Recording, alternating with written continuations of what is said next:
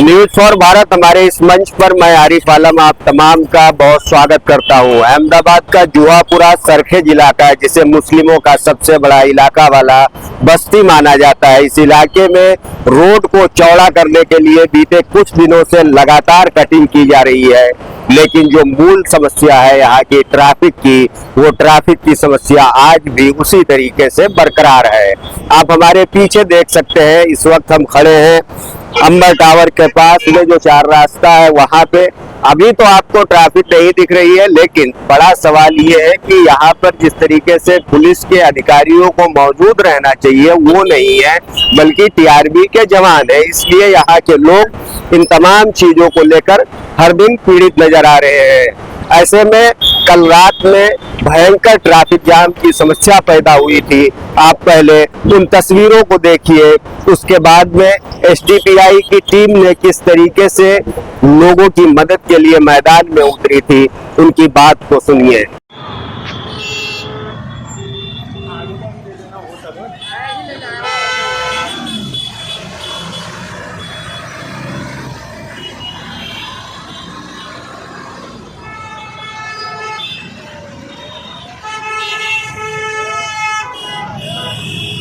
जाम सब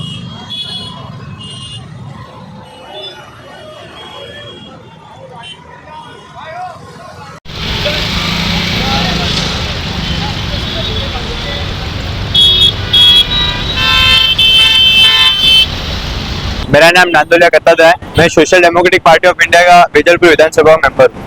जो कल रात को 10:30 के आसपास इधर मकरबा 3 रास्ते पे बहुत सारा ट्रैफिक था, और वो ट्रैफिक इतना सारा था कि ये जो सोनल 4 रास्ता है वो पूरा जाम था।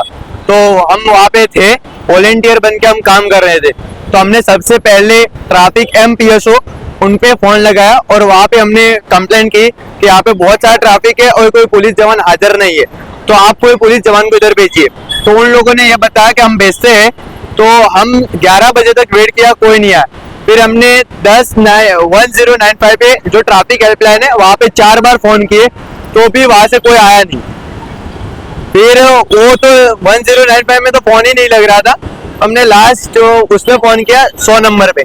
100 नंबर पे 4 बार फोन किए, एक भी फोन नहीं उठाया। ये पुलिस कंट्रोल रूम है, यहाँ पे 24 घंटे ऑन ड्यूटी पे सब लोग होते हैं, और जब भी फोन लगाया जाता है तो सब लोग फोन उठाते हैं, लेकिन 4 बार फोन नहीं उठाए। उसके बाद 5वीं बार फोन उठाया तो हमने कंप्लेंट दर्ज कराई, तो पीसीआर को भेज देगा उन्होंने बोला। कोई पीसीआर रात को आई नहीं हमारे पास, और जब भी पीसीआर पहुंचती है तो उनका सबसे पहले ये काम होता है, जिसने फरियाद की उन पे फोन लगा के पूछना है कि आप कहाँ पे हो। तो मेरे पास अभी तक कोई फोन नहीं आया, तो इसका मतलब साफ साफ है कि पीसीआर वहां पे नहीं पहुंची थी। अभी जो पुलिस वादा करती है 24 घंटे काम करने का, और वादा करती है हर इमरजेंसी में पहुंचने का, लेकिन यहाँ पे तो कोई पीसीआर पहुंची नहीं थी। अभी इसी जगह पे कोई और एक्सीडेंट होता कि यहाँ पे पहुंचना बहुत जरूरी होता, तो पुलिस नहीं पहुंचती। तो अगर वहाँ पे किसी की जान हानि हो जाती तो उसका कौन जिम्मेदार होता। सबसे पहले मैं पुलिस कमिश्नर से कहूंगा कि इस पे निष्पक्ष तपास होनी चाहिए कि पुलिस कंट्रोल रूम में 4 बार फोन क्यों नहीं उठाए, और उठाने के बाद पीसीआर क्यों नहीं आई। आगे क्या करेंगे आप?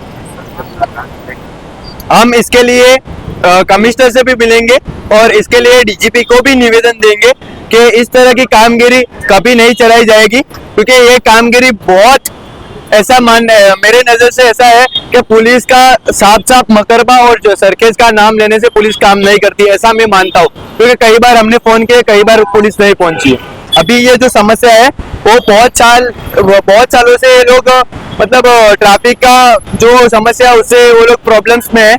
इसके लिए हम डीसीपी जो नीताबेन देसाई है उनको भी निवेदन दिया, जॉइंट सीपी NN चौधरी साहब को भी हमने इसके लिए निवेदन दिया, और उन लोगों ने हमसे वादा किया था हम ट्रैफिक सिग्नल लाइटें चालू करा देंगे और उसके बाद ट्रैफिक का सॉल्यूशन आ सकता है। लेकिन जो डीसीपी और पीआई ने साफ तौर पे लॉलीपॉप देके हमको वहां से हटा दिया है, लेकिन हम social democratic party of India lollipop लेने वालों में से नहीं है।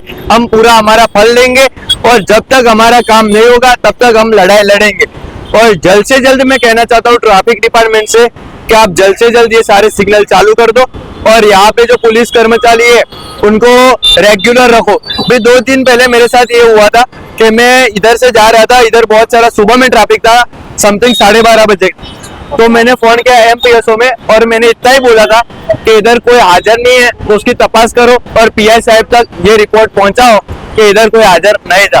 तो वहां से किसी को नंबर भेज के इधर भेजा और मेरे को फोन करके जो भी कर्मचारी था वो मेरे को डराने के लिए ये बोलता है कि आप पुलिस स्टेशन आके निवेदन लिखा दीजिए। तो कभी भी ट्रैफिक हेल्पलाइन नंबर पे फोन करने और एमपीएसओ में हम इतना बता दो कि ट्रैफिक है तो निवेदन नहीं लिखा जाता, लेकिन ये डराने के लिए निवेदन लिखाते हैं। तो सबसे पहले जो उस तारीख का जो कर्मचारी नहीं थे उसकी रजा लिखनी चाहिए, क्योंकि वो हाजिर नहीं थे फिर भी उनका पगार और जो सैलरी है उनके पास पहुंचता है। और जैसे डिवीजन के अंदर वहीवटदारों की बदली की, इसी तरह ये ट्रैफिक के वहीवटदारों की बदली करनी चाहिए।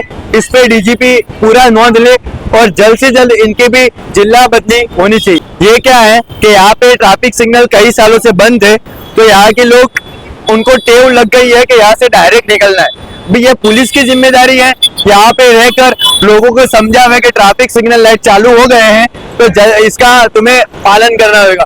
ये लोग बोलते हैं कि यहाँ की जनता इसका पालन नहीं करती है। यही जनता यहाँ से प्रहलाद नगर जाती है और यही जनता यहाँ से पालड़ी जाती है। आप वहां जाके खड़े रहिए, वहां से कोई भी सिग्नल तोड़ने वाले आपको नहीं मिलेंगे, क्योंकि वहां की पुलिस काम कर रही है। सरखेज एम डिवीजन की पुलिस काम नहीं कर रही है। एसडीपीआई की टीम लगातार अहमदाबाद के जुहापुरा सरखेज इलाके में जो ट्रैफिक की समस्या है उसके खिलाफ आवाज उठाती रही है।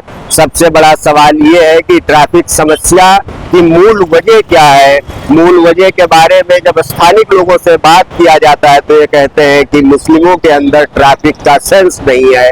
लेकिन कहीं ना कहीं सवाल ये उठता है कि जब ये मुस्लिम समुदाय के लोग जुहापुरा सरखेज से बाहर निकलते हैं तब ये लोग ट्रैफिक के तमाम नियमों का पालन करते हैं, तो जुहापुरा में क्यों नहीं। ऐसे में बड़ा सवाल ये उठता है कि इसके लिए पुलिस जिम्मेदार है या यहाँ के स्थानिक लोग।